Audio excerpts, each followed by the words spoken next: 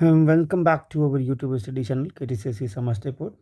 आज के इस वीडियो में हम कुछ इम्पॉर्टेंट क्वेश्चन जो आपके बिहार बोर्ड के अपकमिंग एग्ज़ाम्स के लिए इम्पॉर्टेंट होगा, जो सेंटअप एग्ज़ाम के लिए भी होगा और आपके फाइनल एग्ज़ाम के लिए भी इम्पॉर्टेंट होगा क्लास 10th बिहार बोर्ड के लिए, उन पर हम लोग जिक्र करेंगे। आइए हम लोग पहले क्वेश्चन की तरफ चले। हमारा पहला क्वेश्चन कहता है x² - 4 का एक शून्य ज्ञात करें। तो अब हमें इसका शून्य ज्ञात करना है। शून्य ज्ञात करने के लिए हम क्या करेंगे, जो भी पॉलिनोमियल बहुपद दी गई है हम उसको 0 के बराबर मानेंगे। माना x² - 4 बराबर 0। अब क्या करेंगे, इसे हम फैक्टराइज करेंगे।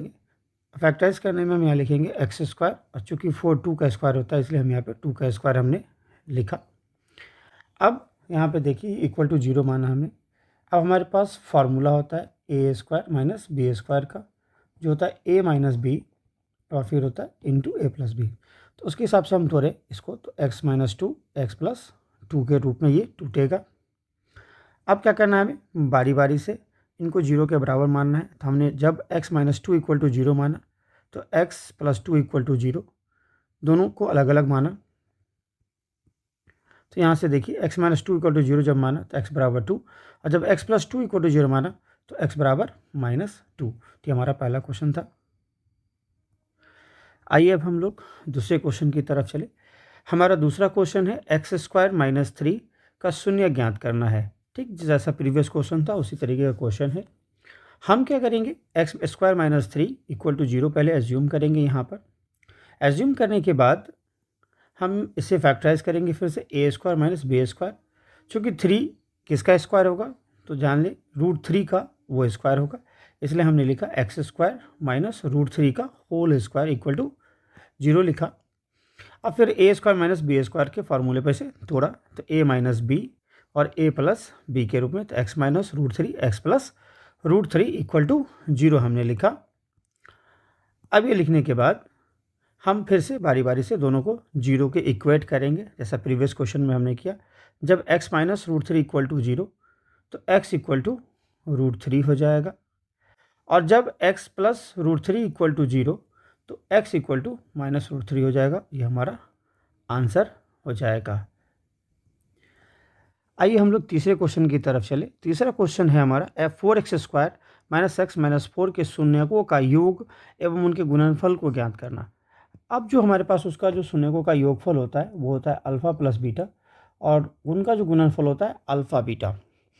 और हम जानते हैं कि किसी भी quadratic equation ax² bx + c का जो गुणनफल उनके रूट्स के बीच, उनके शून्यकों के बीच गुणनफल होता है, वो उसका फार्मूला होता है c/a, और उनके जोड़ का फार्मूला होता है -b/a। यदि इस समीकरण को हम ax² bx + c से हम तुलना करें तो a बराबर हमारा कितना आ जाएगा 4, b बराबर आ जाएगा -1, यहाँ 1 हिडन होता है, c = है हमारे पास -4। और जब हमें अल्फ़ा + बीटा निकालना है तो उसका फार्मूला -b/a पर हमें से पुट करना है। तो b की वैल्यू -1 यहाँ डाला, और इस b के पहले निगेटिव है, ये फार्मूले का यहाँ निगेटिव, ये माइनस माइनस को प्लस कर देगा और ये हमारा 1/4 आ जाएगा, क्योंकि a की वैल्यू यहाँ 4 है। फिर अल्फ़ा बीटा हमारे पास c/a होगा। तो c/a हमारा c यहाँ देखिए माइनस में है तो यहाँ -4 हम लिखेंगे, और ये a की वैल्यू 4 है, और ये कट के हमारे पास कितना आ जाएगा, तो -1 आ जाएगा, आएगा हमारे पास आंसर। तो इस तरीके से ये तीसरा क्वेश्चन समाप्त होता है। आइए अब हम चौथे क्वेश्चन की तरफ चले। चौथा क्वेश्चन है हमारा 2x² - 4x + 3 = 0 का विविध कर या विवेचक ज्ञात करना है, अर्थात हमें इस क्वेश्चन का डिस्क्रिमिनेंट ज्ञात करना है। यदि हम इस समीकरण को ax² - b + bx + c से तुलना करें तो a की वैल्यू कितनी आएगी, 2 आएगी, b की वैल्यू -4, c की वैल्यू 3 आएगी, और d का फार्मूला होता है b² - 4ac। तो b की वैल्यू -4 का स्क्वायर, यहाँ b की वैल्यू -4 का स्क्वायर, फिर 4a की जगह पे 2 और c की जगह पे 3 है, इसे हमने यहाँ पुट कर दिया 4ac। अब इसे हम 4 का स्क्वायर करेंगे तो 16, और 4 दूना 8 × 24 को गुना करने पर इतना आएगा, और d की वैल्यू कितनी आ जाएगी, -8 आ जाएगी। इस तरह से हमारा क्वेश्चन नंबर 4 क्या होता है, खत्म होता है। नेक्स्ट क्वेश्चन है हमारा 5 नंबर क्वेश्चन है, बिना लंबा विभाजन किए 17/8 को दशमलव में हमें बदलना है। मतलब हमें डिवाइड नहीं करना, लेकिन इसे दशमलव में हमें बदलना है। तो 17/8 को जब हम 8 को फैक्टराइज करेंगे तो ये हमारा इसका फैक्टराइज फॉर्म में आएगा, ये 2 2 2, और इसे जब हम लिखेंगे तो 2 टू द पावर 3, क्योंकि 2 3 बार रिपीट किया है, हम यहाँ लिखेंगे। जब भी ऐसा कंडीशन रहे 2 पे पावर 3 रहे और 5 उसमें मौजूद ना रहे, तो जितने 2 पर पावर होंगे 5 पर उतना ही पावर लेके ऊपर नीचे हमें गुना कर देना है, अंश और हर दोनों में, न्यूमरेटर और डिनोमिनेटर दोनों में गुना कर देना है। जैसा कि हमने यहाँ पर देखिए किया है, ऊपर भी 5 टू द पावर 3 और नीचे भी 5 टू द पावर 3। अगर 2 टू द पावर 4 होता तो हम 5 टू द पावर 4 और 5 टू द पावर 4 पे हम मल्टीप्लाई करेंगे। अब नीचे हमारे पास एक फार्मूला होता है m to the power p और n to the power p है। हम चाहें तो m गुने n एक साथ कर दें और इस पे पावर p लिख सकते हैं। अगर यहाँ देखें तो 2 और 5 को हमने गुना कर दिया नीचे, और 10 पे पावर कितना लिख दिया, 3 लिख दिया। 5 का पावर 3 125 ये लिखा यहाँ, और 17 को फिर इसके साथ गुना किया, हमारे पास रिजल्ट ये आएगा। और जैसे रिजल्ट ये आएगा, सॉरी 1000 से डिवाइड करेंगे तो 2.125 ये हमारा आंसर हो जाएगा। आइए हम लोग 6 क्वेश्चन की तरफ चलें। x² माइनस 4x प्लस 6 को x+1 से भाग देना है। x+1 से हम इसको नॉर्मली क्या करेंगे, भाग करेंगे। हमारा सबसे पहले इसका डिवीजन x से होगा, ये x यहाँ x+1 से मल्टीप्लाई होके यहाँ पर आपके पास लिखना है, जो लिखेंगे हम x² प्लस x। अब जैसे डिवाइड करने के केस में चूंकि घटाने का केस होता है, इसलिए यहाँ पर हम साइन को चेंज करेंगे। ये ऊपर वाला प्लस में था इसलिए माइनस में कर दिए, फिर ये प्लस में था इसको भी माइनस में कर दिए। और साइन चेंज करने के बाद नीचे की साइन की वैल्यू होती है, ऊपर की साइन की वैल्यू नहीं होती। अब यहाँ देखिए x² आपका पॉजिटिव और ये नेगेटिव दोनों कैंसिल हो जाएगा, ये -4x ये -x, तो रिजल्ट हमारा कितना होगा, -5x, जो हमने यहाँ लिखा। अब इधर बचा 6 को भी हमने यहाँ पर उतार लिया। अब हमारा भाग किससे लगेगा, तो -5 से लगेगा। और जैसे ही -5 से लगेगा तो हम -5 से इसको मल्टीप्लाई करेंगे, तो -5 से x+1 में जब मल्टीप्लाई करेंगे तो -5x आएगा, और ये -5 हो जाएगा। जैसे ही साइन हम चेंज करेंगे ये प्लस में साइन आ जाएगा, और ये दोनों प्लस माइनस में होने के कारण कैंसिल आउट हो जाएगा, और 6 में 5 को ऐड कर देंगे तो 11 ही हमारा बच गया रिमाइंडर। तो इस तरह से हम देखें, भागफल हमारे पास आएगा x-5 और शेष हमारे पास आएगा 11। आइए हम लोग अब नेक्स्ट क्वेश्चन की तरफ चले। नेक्स्ट क्वेश्चन है हमारा 4x² प्लस 7x प्लस 3 को x+1 से भाग देना है। सेम क्वेश्चन जो ऊपर की तरह थी। अब x+1 से हम फिर 4x² प्लस 7x प्लस 3 में भाग देंगे। सबसे पहले भाग किससे लगेगा, 4x से लगेगा, तो हम 4x से यहाँ मल्टीप्लाई करके x+1 को वहाँ डालेंगे। तो 4x से जब मल्टीप्लाई करके यहाँ डालेंगे तो 4x², और फिर ये 1 से मल्टीप्लाई करेंगे तो 4x, और नीचे का साइन क्या होगा, अब चेंज हो जाएगा, क्योंकि यहाँ ये प्लस में था ये माइनस में, ये प्लस में था माइनस में, ऊपर वाला भी प्लस में ये माइनस में, दोनों कैंसिल आउट हो गया। और 7x में से 4x हम सब्ट्रैक्ट करेंगे, घटा देंगे, तो यहाँ 3x बचेगा, और ये फिर 3 यहाँ पर हम उतार देंगे, 3x प्लस 3। अगला जो हमारा मल्टीप्लाई होगा वो +3 से होगा, क्योंकि +3 से आप क्या करोगे, इसे मल्टीप्लाई करके डालोगे तो x+1 आपके पास आएगा। सॉरी 3 को x+1 से मल्टीप्लाई करेंगे तो 3x प्लस 3 आएगा, जो हमने यहाँ लिखा। फिर साइन हम क्या करेंगे, बदल देंगे, और साइन बदलने के बाद हम देख रहे हैं कि दोनों कैंसिल आउट हो जाएगा और शेष फल हमारा 0 बचेगा। तो इस तरीके से हमारे पास भागफल आया आपके पास 4x प्लस 3 और शेष फल आया 0। तो ये हमारा 7वां नंबर क्वेश्चन था। 8वां नंबर क्वेश्चन है हमारा 2 4 6 8 का माध्य ज्ञात करना है हमें, मीन ज्ञात करना है हमें। तो माध्य ज्ञात करने का सिंपल तरीका है, सबको जोड़िए और वो जितनी संख्या में उतना से भाग कर दीजिए। 2 जोड़ 4 जोड़ 6 जोड़ 8 हमने लिखा, और फिर हमने 4 से इसको क्या कर दिया, डिवाइड कर दिया। ऊपर वाले को जोड़ने पे 20 आया, 20 भागा 4, ये आंसर कितना आ जाएगा, तो 5 आ जाएगा। नेक्स्ट क्वेश्चन है हमारा यदि माध्य 20 एवं माध्यिका 26 हो तो बहुलक ज्ञात करें। तो बहुलक का हमारा फार्मूला होता है 3 माध्यिका माइनस 2 माध्य। अब यहाँ माध्यिका 26 दी गई है, हम यहाँ पुट कर देंगे, माध्य 20 दिया गया है।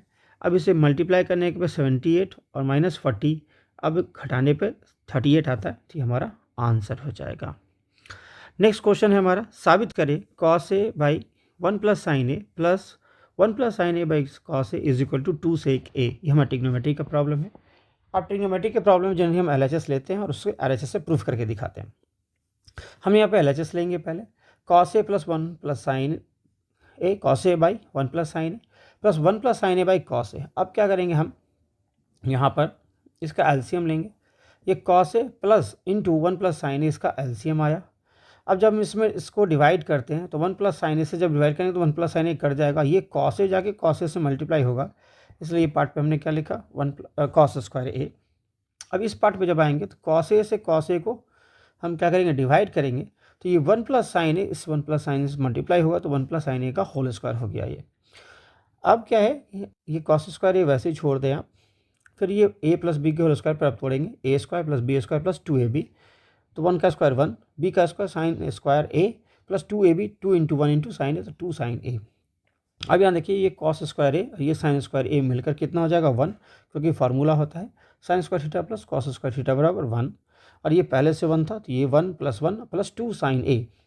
अब ये हो जाएगा 1 प्लस 1 2 और ये 2 साइन ए, नीचे हमारा कॉस है 1 प्लस साइन ए। अब देखिए ऊपर से 2 कॉमन हो रहा है तो 2 जैसे ही कॉमन करेंगे बचेगा 1 प्लस साइन ए, फिर नीचे भी वाला 1 प्लस साइन ए, दोनों एक दूसरे से कैंसिल आउट हो जाएगा और 2 बाई कॉस ए, और कॉस ए को जब ऊपर ले जाएंगे तो ये 2 सेक ए, ये हमारा RHS प्रूव्ड होता है।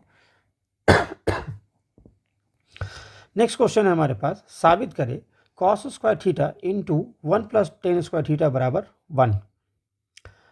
Simple, cos square theta 1 plus tan square theta बराबर सेक स्क्वायर थीटा होता है, क्योंकि हमारे पास फार्मूला होता है sec square theta minus tan square theta बराबर 1। अब यहाँ से plus 1 plus tan square theta कर दे तो वो किसके बराबर लिखाएगा सेक स्क्वायर थीटा। हमने इसको चेंज कर दिया। अब यहाँ पे cos square theta into sec square theta, अब ये दोनों मिलकर cos theta into sec theta दोनों एक दूसरे का रेसिप्रोकल होते हैं। जब इनका मल्टीप्लाई करेंगे तो 1 होगा, चूँकि इन पे स्क्वायर है इसलिए हम स्क्वायर डालेंगे तो हमारा 1 स्क्वायर बराबर 1, और ये हमारे RHS के साथ प्रूफ्ड हो जाता है। नेक्स्ट क्वेश्चन है हमारा, पूछा जा रहा है कि 2x minus 3y plus 2 is equal to 0 एवं 6x minus 9y plus 5 equal to 0 समीकरणों के हल की प्रकृति कैसी होगी। मतलब हमें इसका नेचर ऑफ रूट्स बताना है कैसा होगा। तो हम पहला समीकरण लिखे 2x minus 3y plus 2 equal to 0, और यहाँ से हमने लिख लिया तुलना कर लिया, तो यहाँ लिखा a1 बराबर 2, b1 बराबर -3, c1 बराबर 2। दूसरा समीकरण है 6x minus 9y plus 5 equal to 0, तो यहाँ हम तुलना करेंगे तो a2 इज इक्वल टू 6 है, b2 इज इक्वल टू 9 है, और c2 इक्वल टू 5 है, c2 5 के बराबर है। और नेचर ऑफ रूट्स बताने के लिए हम इनके अनुपातों पर ध्यान देते हैं। a1 बटा a2 जब हम निकालेंगे तो देखिए यहाँ पे 2/6 1/3, b1/b2 -3 बाई -9, और ये भी कटकर 1/3 आया, c1/c2 2/5। हम क्लियरली देख रहे हैं कि a1 और a2 और b1 और b2 का रेशियो बराबर है, लेकिन c1 और c2 का रेशियो बराबर नहीं है। ऐसी सिचुएशन में समीकरण के कोई हल नहीं होते, यही हमारा राइट आंसर हो जाएगा। बढ़ते हैं नेक्स्ट क्वेश्चन की तरफ। नेक्स्ट क्वेश्चन हमारा question number 13, √7y square minus 6y minus 13 √7 के विवेचक एवं मूलों की प्रकृति को ज्ञात करना है। मतलब इसके विविधकर या विवेचक को फाइंड आउट भी करना है, और साथ साथ ये बताना है कि इसका नेचर ऑफ रूट्स क्या होगा, वास्तविक होंगे, काल्पनिक होंगे, या फिर क्या होगा, ये बताना है हमें। अब जैसे ही हम इसको तुलना करेंगे, a की वैल्यू √7 के बराबर होगी, b की वैल्यू -6 के बराबर होगी, और c की वैल्यू -13 √7 के बराबर होगी।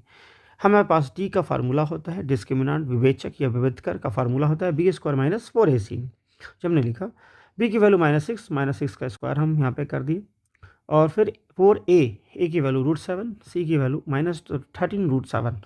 अब 6 का स्क्वायर 36, और ये माइनस इस माइनस को प्लस करेगा, इसलिए यहाँ पे प्लस हो गया आपके पास। और जब इसे मल्टीप्लाई करेंगे तो √7 से मल्टीप्लाई के 7, और 13 को 4 से गुना कर देंगे तो 52, और 52 को फिर 7 से मल्टीप्लाई करेंगे तो 364 आ जाएगा। ऐसे हम जोड़ कर देखें तो 400 आया। तो d की वैल्यू क्या आ गई, पॉजिटिव आ गई। तो यहाँ जैसे ही पॉजिटिव आया तो d की वैल्यू शून्यक, जो हमने यहाँ पे नेचर है, प्रकृति है, वो क्या होगी, शून्यक वास्तविक होगी और असमान होगी, अनइक्वल होगी। चलिए अब हम लोग बढ़ते हैं नेक्स्ट क्वेश्चन की तरफ। नेक्स्ट क्वेश्चन है हमारा क्वेश्चन नंबर 14, किसी वृत्त की त्रिज्या 21 सेंटीमीटर है तो उसके त्रिज्यखंड का क्षेत्रफल ज्ञात करें जो केंद्र पर 60 डिग्री का कोण बना रही है। यहाँ देखिए ये जो O है यहाँ पर इसको हमने क्या माना है, केंद्र माना है, और इस केंद्र पर ये जो त्रिज्यखंड है, ये जो त्रिज्यखंड है ये पूरा ऐसे ऐसे त्रिज्यखंड है, ये 60 डिग्री का कोण बना रही है। तो हमें इस त्रिज्यखंड का क्षेत्रफल निकालना है। अब त्रिज्यखंड का फार्मूला जो होता है वो पाई स्क्वायर थीटा बटा 360 होता है। चूँकि रेडियस की वैल्यू 21 है, हमने इसने यहाँ पर 21 × 21 आर स्क्वायर कर दिया। पाई की वैल्यू 22/7 और थीटा की वैल्यू 60 है तो 60 पुट कर दी और इसे कैंसिल कर दिया जहाँ जो कट रहा है। अभी कैलकुलेशन थोड़ा करके देखें और यहाँ पर ये कितना आ जाएगा आंसर, 231 सेंटीमीटर स्क्वायर आंसर आ जाएगा। चलिए नेक्स्ट क्वेश्चन की तरफ चले। नेक्स्ट क्वेश्चन कहता है तुलनात्मक विधि से x + y = 7 एवं 5x + 12y = 7 को हल करना है। तुलनात्मक विधि से हम क्या करेंगे, तुलनात्मक विधि में जो पहला समीकरण चले हमने लिख लिया x + y = 7। अब किसी एक को एक साइड छोड़ना है, दूसरे को ट्रांसपोज करके उधर ले जाना है। हम यहाँ y को छोड़ें और x को ट्रांसपोज कर दिए हैं, x को बाएं साइड से दाएं साइड ले गए, 7 - 6 समीकरण 1 मान लें। पुनः अब दूसरा समीकरण हम लेंगे। दूसरा समीकरण है 5x + 12y = 7 जो हमने यहाँ लिया। देखिए 5x + 12y + 7। अब फिर देखिए चूँकि y को यहाँ छांटे थे तो यहाँ भी y को ही छांटना होगा। तो 12y = 7 - 5x और y = 7 - 5x बटा 12। इस तरीके से हम दूसरा समीकरण इसे एज्यूम कर लेंगे। अब यहाँ देखिए कि पहला समीकरण में भी LHS y है और दूसरे समीकरण में भी LHS y ही है, तो दोनों को कंपेयर करें तो y बराबर होगा। इसलिए समीकरण 1 और 2 से तो जब LHS बराबर होता है तो RHS भी बराबर होता है। तो हम यहाँ पे लिखेंगे 7 - x बट्टा 1 यहाँ लिख लिया, फिर यहाँ 7 - 5x = 12, ये बराबर हमने लिख दिया। अब हमें सिंपल कैलकुलेशन करना है। ये 12 आके क्रॉस मल्टीप्लाई होगा इससे, ये 12 इससे क्रॉस मल्टीप्लाई होगा। जैसे मल्टीप्लाई करेंगे 84 और ये 12x लिख दिया हमने। 1 जाके इससे मल्टीप्लाई होगा जो हमने लिखा, जो हमने लिख लिया। 1 को 7x माइनस ये इतना रह जाएगा 5x, ट्रांसपोज करेंगे -5 को इधर लाएंगे तो माइनस प्लस में आ जाएगा। 7 पहले से था, 84 माइनस में आएगा। यहाँ -7x - 77 x = हमारे पास आंसर आएगा 11। तो ये 15 नंबर क्वेश्चन था। नेक्स्ट क्वेश्चन हमारा 16 नंबर है। कहा जा रहा है किसी वृत्त का व्यास 7 सेंटीमीटर हो तो उसके अर्धवृत्त का परिमाप ज्ञात करें। यहाँ ध्यान दीजिएगा, वृत्त का व्यास अगर 7 सेंटीमीटर दिया हुआ है तो उसकी त्रिज्या कितनी हो जाएगी, 7/2 हो जाएगी। ये सेंटीमीटर में यहाँ लिखना चाहिए, सेंटीमीटर यहाँ भी लिखना चाहिए। अर्धवृत्त का परिमाप क्या होता है, πr + d होता है। अब हमें सिर्फ वैल्यू को पुट करना है, 22/7, रेडियस 7/2 प्लस चूँकि डायमीटर 7 है इसलिए 7 यहाँ पर डाल दिया। अब ये 7 से 7 कैंसिल हो जाएगा, 2 से इसको काटेंगे तो 11, 11 + 7 18 सेंटीमीटर, ये आपका आंसर हो जाएगा। Next question 17 number. यदि tan a = 3/4 हो तो sin a × cos a का मान ज्ञात करें। tan a = 3/4 हम जानते हैं tan थीटा = p/b होता है। तो चूँकि p की वैल्यू p की जगह पे 3 लिखा है इसलिए हमने 3 माना, b की जगह 4 तो b को 4 माना। अब h सिर्फ इसमें हिडन है जो हमको निकालना पड़ेगा। तो h बराबर हमने फार्मूला पढ़ रखा है पाइथागोरस से, √p² + b²। p की वैल्यू 3, b की वैल्यू 4 यहाँ पे पुट करेंगे। ओवरऑल आंसर रूट में कितना आएगा, 25 आएगा और इसको जब तोड़ेंगे तो कितना आएगा, 5 आएगा। तो h की वैल्यू 5 आ गई। हमें पूछा गया है sin a × cos a। sin a = p/h, cos a = b/h।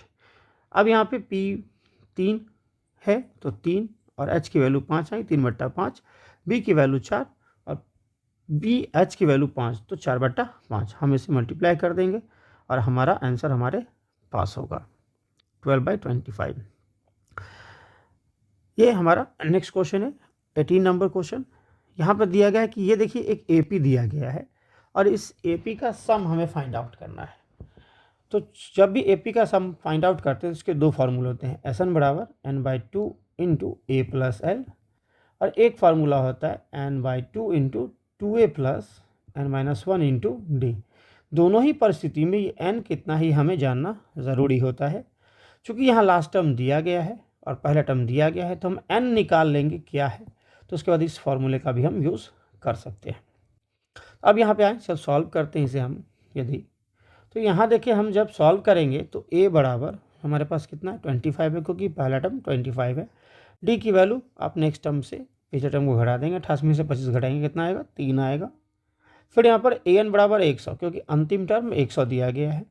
तो an की वैल्यू जो फॉर्मूला है a plus n minus 1 into D बराबर 100, आप इसे पुट करेंगे। a की वैल्यू 25, n हमें फाइंड आउट करना है, d की वैल्यू 3 100, इस 25 को ट्रांसपोज किया तो ये 75 और इस 3 को ट्रांसपोज करके यहाँ लाया तो 75/3 n माइनस 1 बराबर ये कट के 25 हो जाएगा और n बराबर 26। अब n की वैल्यू हमें पता है, तो अब S26 हमें निकालना है। यहाँ लिखेंगे n/2 a प्लस एल, इसी फॉर्मूले का यूज़ करने की जिक्र थोड़ी देर पहले मैंने किया था। चूँकि n की वैल्यू 26 तो 26/2 25 प्लस 100, ये पहला टर्म और ये अंतिम टर्म। अब इन दोनों को जोड़ देंगे तो 125 और इसको काटेंगे तो 13।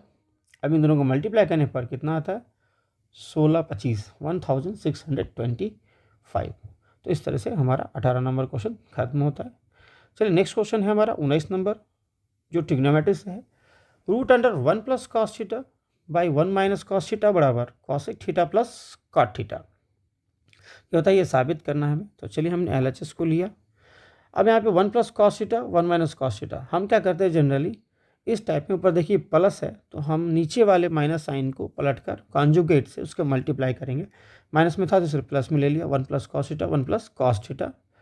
अब क्या करेंगे इस 1 plus cos theta 1 plus cos theta को मल्टीप्लाई करेंगे तो 1 प्लस कॉस थीटा का होल स्क्वायर, और ये a minus b a plus b पर हम मल्टीप्लाई करेंगे तो a square minus b square हो जाएगा। 1 प्लस कॉस थीटा का होल स्क्वायर, और ये 1 minus cos square theta formula ही होता है साइन स्क्वायर थीटा, जो आप यहाँ पे लिखेंगे। 1 प्लस कॉस थीटा देखिए 2 था जोड़ा लग के, 1 प्लस कॉस थीटा स्क्वायर था इसलिए स्क्वायर से एक बाहर हो गया, साइन स्क्वायर थीटा से एक साइन थीटा बाहर हो गया। अब हम क्या करेंगे इन दोनों को अलग अलग कर देंगे, 1 by sine theta cos theta by sine theta, 1 by sine theta cosec theta cos theta by sine theta cot theta, ये फार्मूला होता है। इस तरीके से हमारा RHS प्रूव्ड होता है। आइए नेक्स्ट क्वेश्चन है हमारा 24, 16, 20, x और 30 का माध्य दिया गया है 25 है, तो x की वैल्यू को फाइंड आउट करना है। माध्य निकालने के लिए क्या जरूरी है, जितने भी क्वांटिटी दिए गए उनको जोड़िए और जितनी संख्या में उससे भाग कीजिए वो माध्य निकल जाता है। तो यहाँ देखें 1 2 3 4 5, सिर्फ 5 क्वांटिटीज़ हैं, सबको जोड़ेंगे 5 से भाग करेंगे तो माध्य के बराबर होगा, वो माध्य हमारा 25 है तो 25 के बराबर हो जाएगा। जैसे हम यहाँ पे लिख के जोड़े और सबको जोड़े तो यहाँ 90 प्लस x आया, और इस 5 को हमने ट्रांसपोज कर दिया इधर मल्टीप्लाई के लिए, तो 25 को 5 से मल्टीप्लाई करेंगे यहाँ पर लाकर तो कितना आया 125, और 90 प्लस x ये चल रहा है। अब x की वैल्यू फाइंड आउट करनी थी हमें, तो इस 90 को हम ट्रांसपोज करेंगे इधर साइड लाएंगे तो 125 में से 90 जाएगा तो हमारे पास कितना आएगा 35 आएगा। नेक्स्ट क्वेश्चन है हमारे पास sine square 63 plus sine square 27 by cos square 70 plus cos square 73 का मान ज्ञात करें। देखो अब जब भी इस तरह का क्वेश्चन रहे, और ये ध्यान दीजिए कि जब 90 माइनस थीटा पर वाला जो चैप्टर होता है पार्ट होता है वो थोड़ा सा डिफ़िकल्ट तो नहीं होता, लेकिन अगर आप थोड़ा सा कॉन्शियस ना रहे तो दिक्कत दे सकती है। जब भी देखिए यहाँ पे 27 है और 63 है, दोनों पे 90 पड़ रहा है, तो दोनों में से किसी एक को ही बदलना होता है, किसी एक को ही आप बदलें। तो अब मान लीजिए हमने यहाँ टारगेट किया था, देखिए साइन स्क्वायर 90 माइनस 27, तो ये बदला 63, 90 में से 27 घटाएंगे 63 आ जाएगा। तो साइन स्क्वायर 63 ही लिखा हुआ, लेकिन लिखने का तरीका हमने बदल दिया। अब यहाँ साइन स्क्वायर 27 बोला ना, दोनों में से किसी एक को बदलेंगे, तो एक ये बदल चुके तो इसको नहीं बदलेंगे। अब यहाँ पर क्या है, इस पार्ट में भी वही बात है, 73 यहाँ और 17 है, 73 17, तो 73 17 में जोड़ेंगे तो 90 हो जाएगा, किसी एक को बदलिए। हम पहले वाले को ही बदल लें, कॉस स्क्वायर 90 माइनस 73 हमने लिखा, फिर कॉस स्क्वायर 73, अब फार्मूला ही होता है sine 90 minus theta cos 90 minus theta sine theta, चूँकि इस पर स्क्वायर है इसलिए यहाँ भी स्क्वायर लगेगा। तो cos square 27 plus sine square 27, sine square 73, नीचे का पार्ट में कॉस स्क्वायर 73, ये आपके पास आ गया। अब चूँकि cos square theta plus sine square theta बराबर 1 होता है, इसलिए ऊपर भी 1 नीचे भी 1, और हमारा रिजल्ट आ गया 1। चलिए नेक्स्ट क्वेश्चन की तरफ चले। नेक्स्ट क्वेश्चन है हमारा, 2 वर्गों के क्षेत्रफलों का योगफल 468 वर्ग मीटर है, यदि उनके परिमापों का अंतर 24 है तो वर्गों की भुजाओं को ज्ञात करें। अब माना कि पहला वर्ग हम भुजा कितना मान लिए x मान लिए, दूसरे वर्ग की भुजा y मान लिया, और वर्ग की भुजा का फॉर्मूला क्या होता है 4 इंटू साइड। अब यहाँ पे हम बड़ा x को मान लिए छोटा y को मान लिए हैं, तो 4x में से 4y, देखिए परिमाप हुआ और इसको घटाएंगे तो 24 के बराबर आएगा। 4 हमने यहाँ से कॉमन कर लिया, तो x माइनस वाई बराबर 24। इस 4 को ट्रांसपोज करके इधर लाएंगे, चूँकि गुना में इधर आएगा तो भाग, ओवरऑल x माइनस वाई बराबर 6 हो जाएगा। इसे हम समीकरण 1 मान लिए। अब क्वेश्चन ने ये भी कहा है कि इनके क्षेत्रफलों का अनुपात, तो किसी भी जो वर्ग होता है उसका क्षेत्रफल क्या होता है, उसका भुजा का स्क्वायर होगा। तो यहाँ x को भुजा माना था हमने, साइड माना था तो एक्स स्क्वायर, और दूसरे को y माना था तो दूसरे का क्षेत्रफल y square. X square plus y square बराबर 468, ये हमारे पास आया। अब x की वैल्यू यहाँ से क्या लिख सकते हैं हम, यहाँ ध्यान दीजिएगा, x बराबर 6 प्लस वाई हम यहाँ लिख सकते हैं, जो हमने लिखा नहीं है वहाँ पर, लेकिन यहाँ लिखा समीकरण 1 से, तो 1 से वही चेंज हो सकता था 6 प्लस वाई का, तो हमने यहाँ पर रखा और इसके बदले यहाँ डाल दिया 6 प्लस वाई। फिर हमारे पास y है, वाई स्क्वायर पहले से था और 468। अब a प्लस बी के होल स्क्वायर इसको तोड़ेंगे, 6 का square 36 plus B square plus 2ab, तो 2 6 12y plus y square 2y square 12y 36, और ये 468 को इधर ले आया ट्रांसपोज करके, तो प्लस में था इधर माइनस में आया, इक्वल टू 0। अब यहाँ से क्या करेंगे, हमारे पास बचा 2y square 12y minus 432, 2 common करेंगे तो हमारे पास बचेगा y square plus 6y minus 216 equal to 0 हो जाएगा, हमारे पास बचेगा ये। फिर यहाँ पे वाई स्क्वायर, अब इसमें क्या करना है, इसको हम फैक्टराइज करेंगे। फैक्टराइज करने के लिए हम यहाँ पे देखिए रफ स्केच में कुछ काम कर रखे हैं। यहाँ देखिए बीच वाले टर्म को तोड़ना होता है, हमने कैसे तोड़ा है, 3 या 9 दूना 18, ये एक साथ ले लिया और फिर इनको एक साथ कर दिया, तो ये एक साथ हो गए थे, तो 3 चौके 12, 18, 18 में से 12 जाएगा तो 6 हो जाएगा और वो मैच कर रहा है। अब कॉमन करेंगे, y कॉमन हुआ इन दोनों से तो y प्लस 18, माइनस 12 कॉमन होगा तो y प्लस 18, y प्लस 18 दोनों में है, कॉमन कर लिया, इधर बचा y, इधर बचा माइनस 12। जब दोनों को तुलना करेंगे तो y बराबर माइनस 18, यहाँ मैंने असंभव लिखा है क्योंकि ये वर्ग की भुजा और भुजा कभी नेगेटिव नहीं हो सकती, इसलिए असंभव कर दिया। जब y बराबर वाई माइनस 12 बराबर 0, तो y बराबर कितना हो जाएगा, 12 हो जाएगा। और y का मान जो आया उसे समीकरण 1 में डाल देंगे हम, तो 12 प्लस 6 18 हो जाएगा। तो वर्ग की भुजा जो क्रमशः होगी वो क्या होगी, एक होगी 12 मीटर और दूसरा होगा 18 मीटर। नेक्स्ट क्वेश्चन है शंकु के छिन्नक, मतलब फ्रस्टम से क्वेश्चन है। एक शंकु के छिन्नक की ऊंचाई 45 मीटर एवं सिरों की त्रिज्याओं को दिया गया है 28 मीटर और 7 मीटर दिया गया है, तो उसके आयतन और वक्र पृष्ठीय क्षेत्रफल को ज्ञात करना है। देखिए एकदम सिंपल सा क्वेश्चन है, फार्मूला बेस्ड क्वेश्चन है, फार्मूला याद रहेगा तो ये क्वेश्चन बनेगा। अब देखिए h दिया हुआ है, बड़ा r दिया हुआ है, छोटा r दिया हुआ है। अब आयतन का फार्मूला इसका होता है 1/3 पाई h r स्क्वायर, बड़ा r स्क्वायर छोटा square plus r into r. कुछ नहीं करना है, वैल्यू डालना है, कैलकुलेट करना है, आपके पास ये आंसर आएगा। फिर उसके बाद वक्र पृष्ठ क्षेत्रफल हमें फाइंड आउट करने के लिए कहा गया है, तो पाई आर एल होता है जनरली शंकु से यहाँ पर थोड़ा सा चेंज हो जाता है, यहाँ रेडियस से यहाँ आर प्लस आर के रूप में लेते हैं हम, capital r plus small r. L की वैल्यू कैसे फाइंड आउट करते हैं, तो h square plus r minus r का स्क्वायर, हम जैसे यहाँ पे पुट करेंगे एल की वैल्यू कितनी आएगी, तो 50.08 और वक्र पृष्ठ का क्षेत्रफल फिर से हम लेंगे pi R plus R into L. हम इन सारे वैल्यूज़ को डालेंगे और कैलकुलेट करेंगे तो हमारे पास कितना आंसर आएगा, 5508.8 मीटर स्क्वायर, ये आपका आंसर होगा। नेक्स्ट क्वेश्चन है आपके पास, सिद्ध करें कि दो समरूप त्रिभुजों के क्षेत्रफलों का अनुपात उनके संगत भुजाओं के वर्गों के अनुपात के बराबर होता है। संगत भुजाओं के वर्गों के अनुपात के बराबर होता है। तो सबसे पहले हम क्या करेंगे, पिक्चर बनाएंगे। दो त्रिभुज हमने बना लिया ABC और दूसरा त्रिभुज बना लिया DEF। हम यहाँ पे सबसे पहले गिवन लिखते हैं। गिवन लिख जो था कि दोनों त्रिभुज समरूप हैं, और समरूप त्रिभुज जो भी होंगे तो उनके संगत भुजाओं का अनुपात क्या होता है, समानुपातिक होता है उनके। अगर ये समानुपातिक हैं, अब इन पर स्क्वायर कर दे तो ये भी एक दूसरे के क्या होते हैं, बराबर होते हैं। तो हमें साबित करना है कि area of triangle ABC by area of triangle DEF जो होगा वो इन संगत भुजाओं के वर्गों के अनुपात के बराबर होगा, मतलब AB square by DE square. हम इस क्वेश्चन में कंस्ट्रक्शन करेंगे, AM परपेंडिकुलर BC और DN परपेंडिकुलर EF, जो यहाँ पे पिक्चर में पहले से दिखा दिया गया है। अब आइए प्रूफ है। हम जानते हैं कि यदि तो दो त्रिभुज समरूप होते हैं तो उनके संगत भुजाओं का अनुपात हमेशा बराबर होता है। अब यहाँ से देखिए तो AB by DE, BC by EF, AC by DF ये बराबर होगा क्योंकि दो त्रिभुज समरूप है पहले से। अब यहाँ पर जैसे ये बराबर हैं तो ये आपका जो वर्ग है वो भी एक दूसरे के बराबर हो जाएगा। जो इक्वेशन समीकरण हमने 2 लिखा है। अब देखिए हम जानते हैं, नेक्स्ट में फिर से हम जानते हैं कि यदि त्रिभुज समरूप हो तो उनके संगत भुजाओं का अनुपात उनके संगत ऊंचाइयों के अनुपात के बराबर होता है। तो अगर यहाँ ऊंचाई देखें इस त्रिभुज में तो AM, और इस त्रिभुज में देखें DN, इसलिए AB बाई डी AM और DN के बराबर होगा।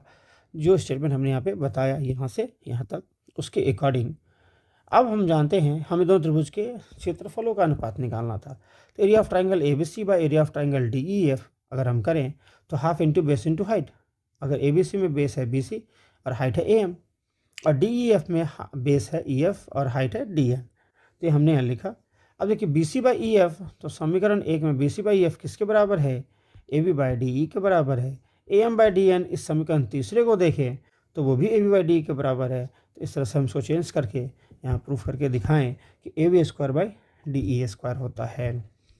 तो ये थे चंद कुछ क्वेश्चंस जो आपके आने वाले अपकमिंग एग्ज़ाम्स के लिए, खासकर सेंटअप एग्ज़ाम और आपका बोर्ड एग्ज़ाम जो आएगा उसके लिए बहुत ही इम्पॉर्टेंट क्वेश्चंस हैं ये सब। तो इन क्वेश्चंस का अध्ययन करें और बार बार पढ़ें, और आप लोग प्रैक्टिस करें। जितना प्रैक्टिस अच्छा करेंगे उतना ज़्यादा अच्छा मैथ के एग्ज़ाम में करेंगे। और प्रैक्टिस करके हमेशा कमेंट करें कि ये वीडियो कैसा लगा, अच्छा लगा, और जो भी पार्ट से दिक्कत है मैथ्स में आप कमेंट करके बताएं। मैं उस पार्ट्स पर वीडियोस और उसके सॉल्यूशंस को लाता रहूँगा। Thank you very much.